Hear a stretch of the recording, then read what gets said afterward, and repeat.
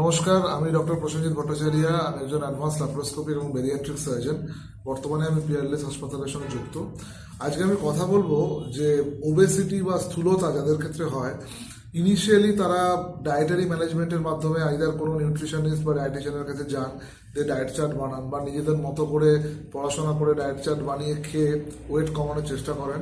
Initially সেটা কাজ দিলেও আপনার বডি মাস ইন্ডেক্স বা আপনার হাইট, কত হাইটে কত ওয়েট, এটাকে আমরা দেখি একটা অ্যাজ অ্যান ইন্ডিকেটার। এটা যদি 35 বা 40-এর বেশি হয়, তখন কিন্তু ডায়েট বা এক্সারসাইজ খুব একটা কাজ করে না।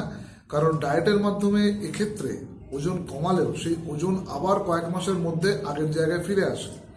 সুতরাং আপনার যদি ওজন এমন হয় যে আপনার হাইটের নিরিখে ওয়েট মানে বডি মাস ইন্ডেক্স যদি 35-এর বেশি হয়, বা তার সঙ্গে আপনার high blood pressure, high blood sugar বা ডায়াবেটিস, জোরে জোরে নাক ডাকা বা obstructive sleep apnoea, fatty liver, young ফিমেলদের ক্ষেত্রে ইনফার্টিলিটি, হাঁটুতে ব্যথা, এই প্রবলেমগুলো যদি থাকে, সেক্ষেত্রে আপনার একমাত্র সলিউশন বেরিয়াট্রিক সার্জারি।